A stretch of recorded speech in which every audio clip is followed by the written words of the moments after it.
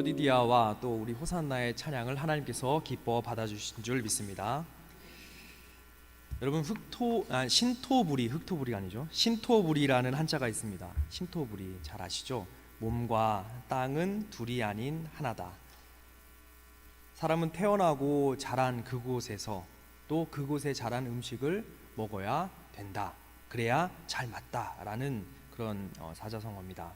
그러므로 우리의 것이 소중한 것이요 라고 하면서 신토부리를 많이 이렇게 얘기하는데요. 우리 지하 1층에 새로 설치된 약수 역사관 한번 보셨습니까? 많이들 보셨죠?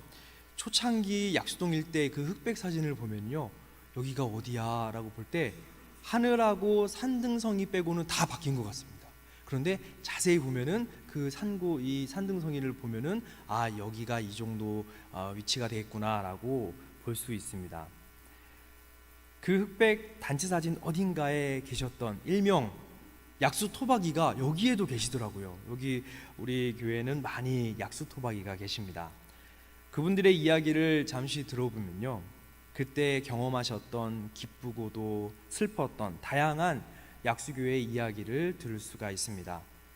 복음의 약수터에서 발을 내딛고 살아가는 성도들의 그리스도의 향례를 말입니다.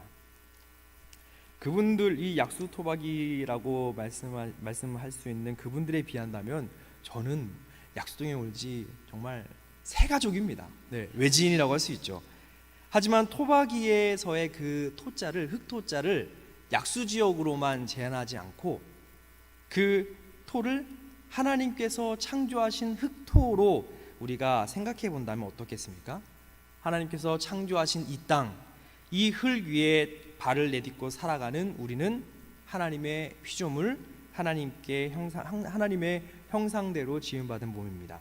창세기 2장 7절에 여호와 하나님이 땅의 흙으로 사람을 지으시고 생기를 그 코에 불어 넣으시니 사람이 생령이 되니라. 우리는 흙처럼 볼품없고 또 무의미한 존재이지만 하나님께서 우리에게 생기를 불어 넣어 주셨기에 우리는 하나님의 자녀로 살아갈 수 있습니다. 하나님께서 창조하신 모든 것은 하나님 보시기에 너무나도 좋아하시는, 기뻐하시는 걸작품입니다. 그러므로 우리는 모두 하나님의 토박이인 것이죠. 그렇지 않습니까? 우리 옆에 분들 한번 보시죠. 딱 보니 하나님의 토박이입니다. 서로 한번 인사 나누시죠. 여기서 하나님의 토박이들로만 모이셨습니다. 네. 요즘 주변에서 여러분 흙을 자주 찾아볼 수 있습니까? 요즘 찾아보기 어렵습니다. 화초를 키우기 위해서 흙을 찾으려면요, 마트에 가서 흙을 사야 됩니다. 비포장 도로가 다니기에 너무 불편하니까 매끈한 아스팔트로 싹 바뀌게 됩니다. 아이들 놀이터도 안전상 또 위생을 생각해서 모래 놀이터가 이제는 바뀌어서 혹시난 우레탄 놀이터로 전부 바뀌고 있습니다. 흙에 대한 우리의 인식은 어떻습니까? 흙은 묻으면 찝찝합니다. 지저분합니다. 더럽습니다. 불편합니다. 쓸모없다 여겨지는 것이 흙입니다. 오죽하면 그림에 보시면은 흙수저라는 그런 표현이 있지 않습니까? 흙수저. 원래 이 서양 관용구 중에 은수저를 입에 물고 태어나다라는 표현이 있는데요, 그것을 우리나라 이제 우리가 가지고 올 때는 은수저보다는 조금 더 값이 나가는 금수저를 얘기하면서 이에 반대되는 부모로부터 아무것도 물려받지 못하는 상태의 사람을 어떤 사람이요? 흙수저 상태라고 그렇게 표현합니다.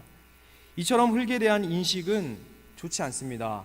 말씀드린 대로 더럽고 불결하고 쓸모없고 하찮지 않습니다.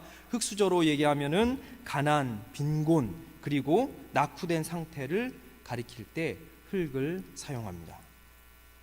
오늘 함께 읽은 본문을 한번 살펴보겠습니다.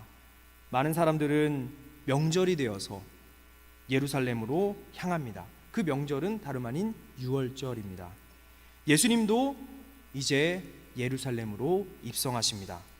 그곳에 모인 수많은 사람들, 그 사람들의 속내는 흙수저가 아닌 금수저가 되고 싶어하는 그런 마음 가득인 사람들이 모여 있을 때 예수님도 입성하신다는 소식을 듣고 환호합니다. 제자들도 마찬가지입니다. 그 명절 유월절이 어떤 절기입니까? 이스라엘 백성들에게 유월절은 어떤 절기입니까? 출애굽, 우리를 애굽의 종살이에서 마침표를 찍게 해주시는 하나님의 강권적인 인도함을 받는 그 유월절을 기념하는데, 예수님이 오신다는 것이 같이 오버레이 되면서 이제는 자신의 상황들, 로마 제국의 그런 압제 속에서 이제 메시아가 오셔서 우리 예전의 대이스라엘을 회복시켜 주시는 그 재현의 영광을 누리고 싶어하는 마음이 한가득인 이스라엘 백성들입니다. 그 유월절에는 또 이방 사람들인 헬라인들도 예배하러 모였는데요, 그들은 호기심 차원에서 예루살렘에 모이진 않았습니다.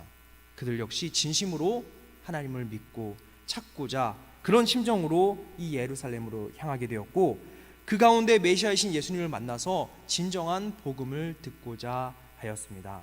진정한 하나님의 복음을 듣고자 함이었습니다. 예수님은 이방인들이 만나고 싶어 한다는 이야기를 들으신 후에 다음과 같이 말씀하십니다. 인자가 영광을 얻을 때가 왔도다 라고 말입니다. 예수님께서 영광을 얻으실 아주 최상의 조건, 최상의 시간이 바로 지금임을 그렇게 제자들에게, 무리들에게 말씀하십니다. 이 말을 들은 수많은 무리들, 특별히 제자들의 심정은 어땠을까요? 인자가 영광을 얻을 때가 왔다, 이제 예루살렘으로 들어가자 라고 할 때 그들의 마음속에 흙수저가 아닌 금수저의 삶을 살고 싶어하는 그들에게, 유월절의 삶을 통해서 다시금 우리가 로마의 압제에서 벗어나고 싶어하는 그런 대이스라엘의 회복을 꿈꾸는 그들에게 어떠한 심정이 있었겠습니까? 그들은 모두 금수저의 생활을 다시 회복하고 싶어하는 마음이 가득이었습니다. 흙먼지 일어나는 더럽고 냄새나는 광야 생활을 청산하고 영광스러운 모습으로 예루살렘에 입성하셔서 깨끗하고 아주 번지르르한 대리석 바닥에 고귀하고 윤택한 삶이 펼쳐질 그런 상상을 이 제자들은 하지 않았을까요? 선생님, 잘 결정하셨어요. 역시 그러셔야죠. 이제 그 결심을 하시는군요. 그 영광의 자리로 올라가셔야죠. 저희도 그 길을 기쁨으로 걸어가겠습니다. 날마다 주를 섬기며 딴 길로 가지 않고 그 길로 가겠습니다 라는 그런 심정으로 말이죠. 예수님이 이러한 마음 한가득인 제자들을 향해서 다음과 같은 말씀을 하시는데요, 우리 24절의 말씀을 같이 봉독하겠습니다.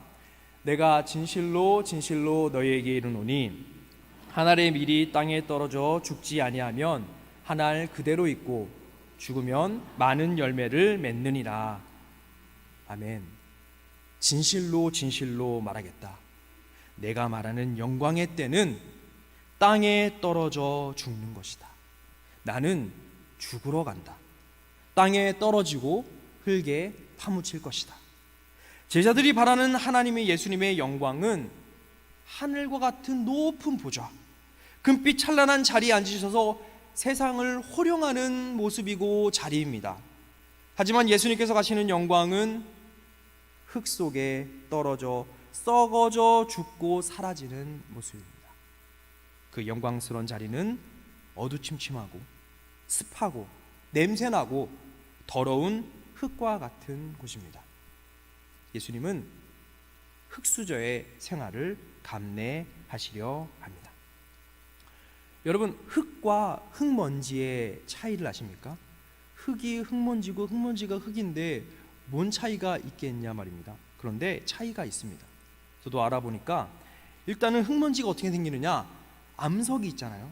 그 암석이 여러 외부 요인에 의해서 비바람에 어떤 외부 요인에 깨져서 아주 작은 입자의 무기물로 그런 먼지로 생기는 것이 흙먼지입니다. 그러니까 조각조각 내서 보이지 않을 정도로 깨지는 것이 흙먼지, 무기물인 이 흙먼지인데, 그 흙먼지에 뭐가 붙으면 흙이 되느냐? 동물이나 식물의 사체, 그것이 분해가 되어서 그 안에 있는 아주 보이지 않는 그런 유기물이 딱 붙으면은 바로 그것이 흙입니다. 유기물과 무기물이 붙어 있는 게 흙이고, 유기물이 없는 그 무기물 덩어리가 그냥 흙먼지입니다. 흙먼지처럼 아무것도 아닌 상태에 생명력을 불어일으킬 수 있는 유기물이 합쳐져서 생명력이 있는 흙이 됩니다. 이는 식물을 비롯한 다양한 생물들이 살 수 있는 환경을 조성해내는 그런 흙이 된다는 것이죠. 정현정 시인이 쓴 흙이라는 시가 있는데요. 시를 한번 제가 읊어드리겠습니다. 풀씨가 들어와 앉으면 풀씨 내 집이 되고, 고염나무 뿌리 내리면 고염나무 내 집이 되고, 땅강아지가 들어가 살면 땅강아지 내 집이 되고, 두더지가 파고 들어가면 두더지 내 땅굴이 된다. 바로 이것이 흙입니다. 이처럼 흙은 생명을 품는 곳입니다. 생명을 이렇게 태어나게 만드는 보고입니다. 무엇이든지 담아냅니다. 아무런 거리낌 없이 품어주는 마치 어머니의 품과 같습니다. 무엇을 쏟고 버리든 흙은 그 모든 것을 품습니다. 모든 것을 받아주고 수용해 주는 곳이 바로 흙입니다. 그런데 이 흙은 품는데도 한계가 있다는 사실입니다. 우리는 영원할 줄만 알았는데 그 흙도 품는데 한계가 있습니다. 영원히 받아줄 줄 알았는데 오늘날 지금 어떻습니까? 한계점에 다다르게 되었습니다.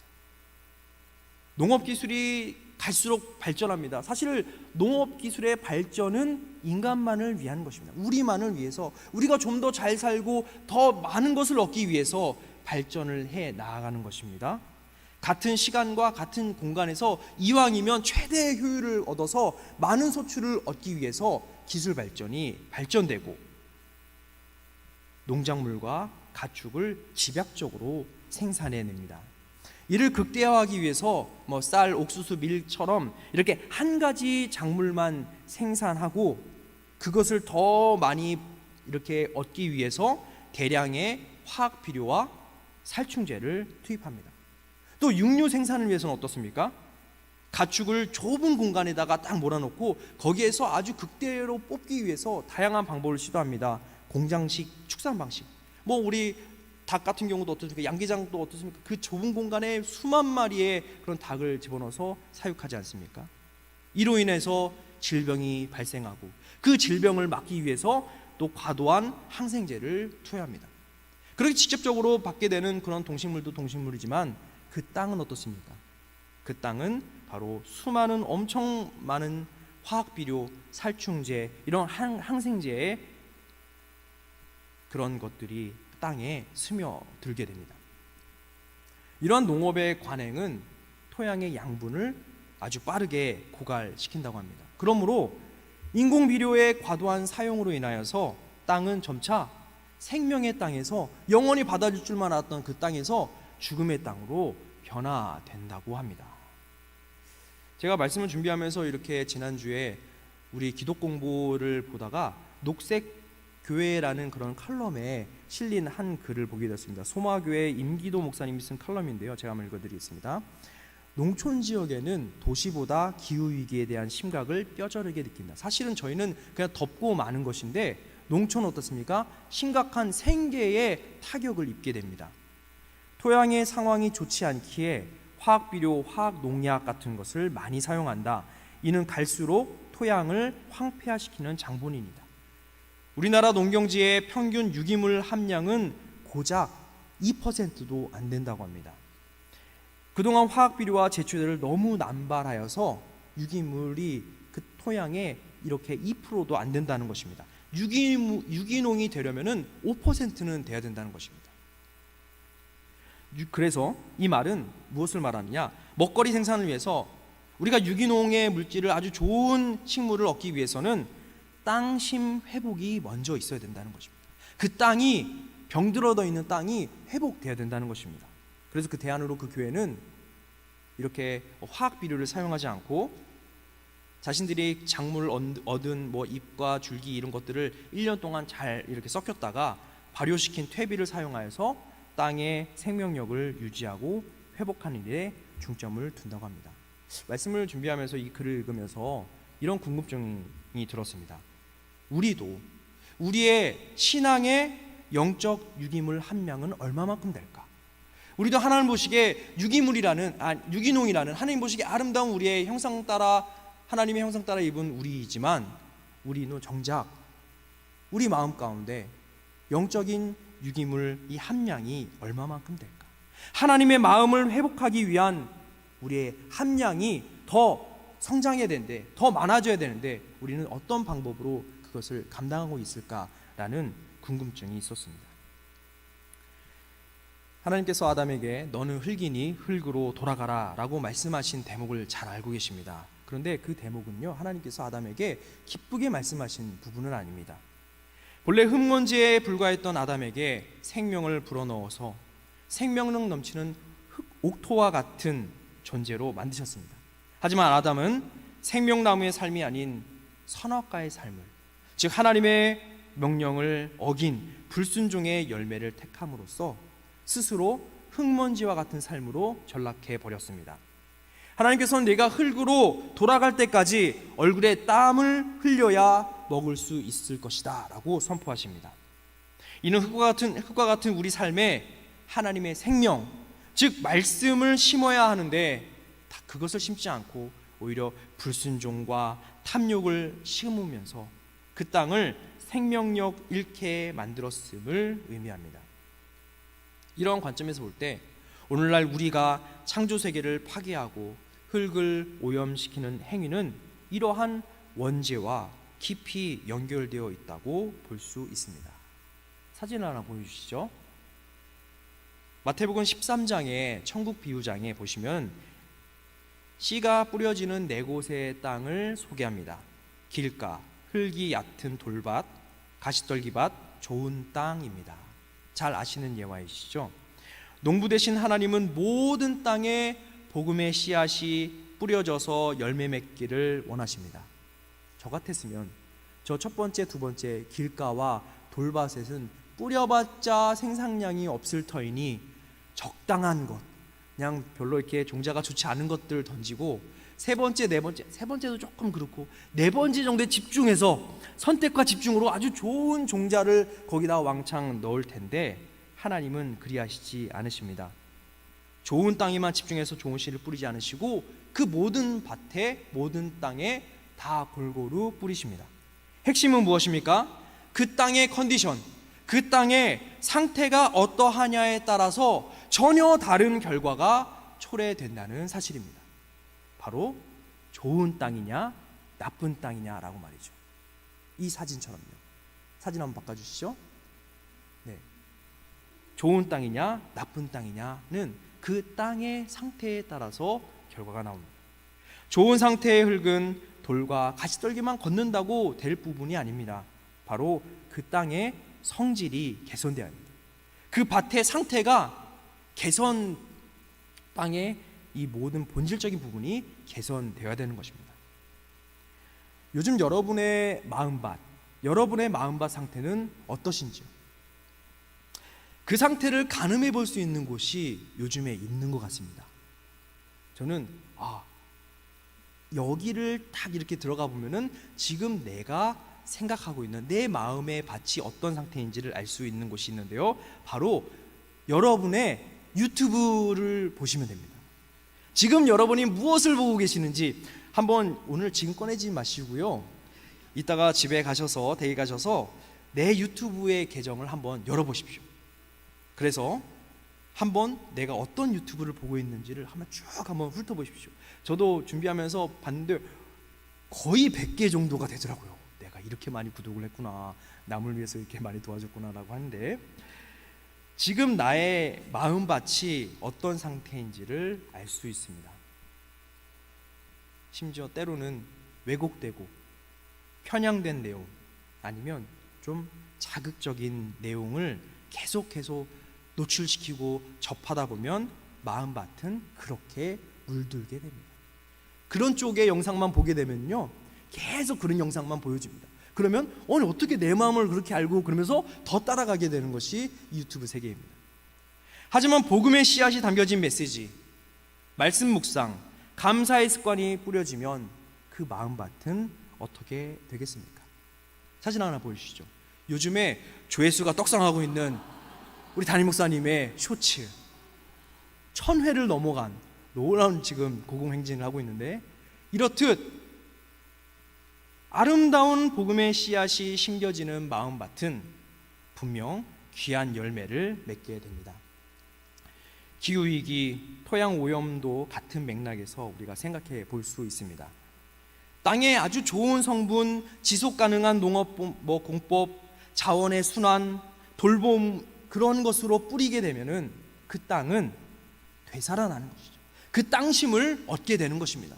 땅의 회복을 얻게 되는 것입니다. 하지만 탐욕, 무절제로 화학물질과 쓰레기를 뿌리게 되면 그 땅은 여전히 죽음의 땅으로, 황폐한 땅으로, 흙구덩이로 그렇게 썩게 됩니다.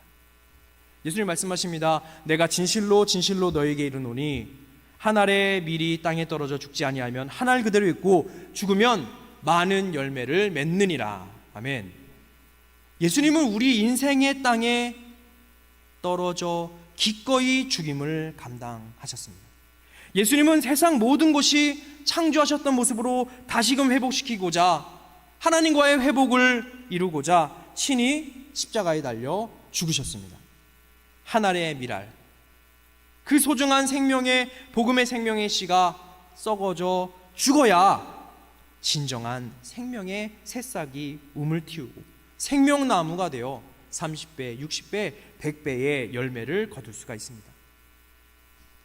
그 고귀한 생명이신 예수 그리스도의 복음이 내 안에, 예수 그리스도의 복음이 우리 세상 안에서 그렇게 열매 맺을 수 있는 유일한 길은 바로 우리 마음밭의 개간입니다. 무엇이 그 땅에 뿌려지느냐에 따라서 그 땅이 변하기 마련입니다. 계속해서 여러분, 우리의 마음밭에 나의 생각이 세속적인 생각이고 정욕이고 분노고 불신의 퇴적물이 뿌려지고 쌓이게 되면 영적인 유기물인 생명이 없는 황폐하고 흙먼지로 가득한 열매 없는 그러한 땅이 될 뿐입니다. 그곳에서 복음의 씨는 어떻게 썩어져 죽어서 열매를 맺을 수 있겠습니까? 다른 흙먼지와 섞여서 그냥 그것으로 끝이게 될 뿐입니다. 반대로 하나님의 마음을 닮아 하나님의 마음에, 하나님 바라보시는 그 시선에 나의 시선을 맞추고 그런 세상을 바라보며 사랑으로 섬기고 믿어주는 그런 너른 마음을 품고, 그런 너른 마음의 비료가 뿌려지고 또 뿌려지고 쌓여진다면 영적 유기물인 생명이 그 안에 가득 담기게 됩니다. 회개와 순종으로 버무려진 그 눈물과 땀은 황폐한 흙먼지와 같은 메마른 땅조차 기름진 옥토로 변하게 해줍니다. 그곳에 하나의 미랄 대신 예수 그리스도의 복음의 씨앗이 그렇게 뿌려질 때 즉각적으로 썩어지고 즉각적으로 녹아지는 허락하는 마음이 자라나 마침내 그 씨앗은 생명을 퍼뜨리는 아름드린 나무로 자라나고 생명을 나누는 열매로 많은 열매를 맺게 됨을 믿습니다. 매끄러운 아스팔트 도로는 차량 이동에 도움을 줍니다. 폭신한 우레탄 놀이터는 아이들이 안전하게 그렇게 놀 수 있는 공간이 있습니다. 하지만 여러분, 생명은 흙에서만 살 수 있는 법입니다. 바로 이것이 흙의 영성입니다. 도시화가 되어감에 따라 우리는 편리함을 추구하다 보니 오늘날 녹색은 자꾸만 회색으로 변하게 됩니다. 말씀을 준비하면서 녹색 교회인 우리 약수교회인데, 우리 약수교회의 성도님들도 생명을 전하는, 우리가 정말 예수 그리스도의 복음의 씨앗이 잘 성장될 수 있는 그런 생명력 넘치는 영적 유기물이 가득한 그런 우리 성도님들이고 우리 교회인다면 참 가시적으로도 생명이 살아 숨쉬는 곳이면 좋겠다는 마음이 들어서 엉뚱한 상상을 한번 해봤습니다. 그래서 이런 교회의 모습이면 어떨지 저만의 상상으로 한번 표현해 봤는데요. 사진 살짝 한번 보여주실래요? 저만의 상상입니다. 보기만 해도 자연 치유가 되지 않겠습니까? 사랑하는 우리 약수의 성도 여러분, 적과 꿀이 흐르는 옥토는 겉보기에 좋아 보이지 않을 때가 많습니다. 내가 먼저 썩어져야 하고 그 냄새로 인해서 사람들이 쉽게 다가가지 않기도 합니다.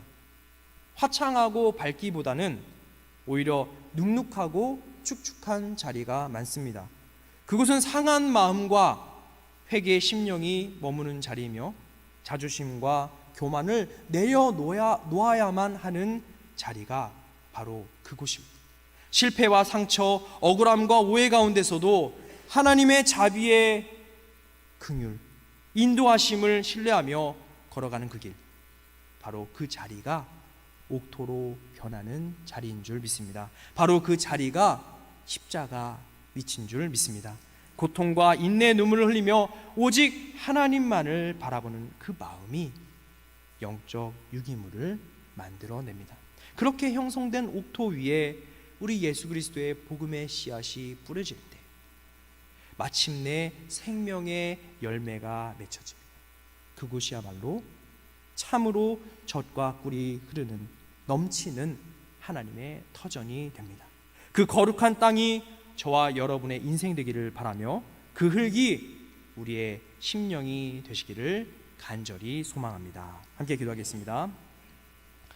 하나님 아버지, 생명력 없는 황폐하고 메마른 흙먼지와 같은 제게 영적 유기물 생기를 불어넣으셔서 흙의 영성을 누리게 하심을 감사합니다. 하나님 보시기에 좋은 비옥한 흙이 되어 생명나무 열매가 가득한 주님의 숲을 이루는 데 쓰임받게 하여 주옵소서.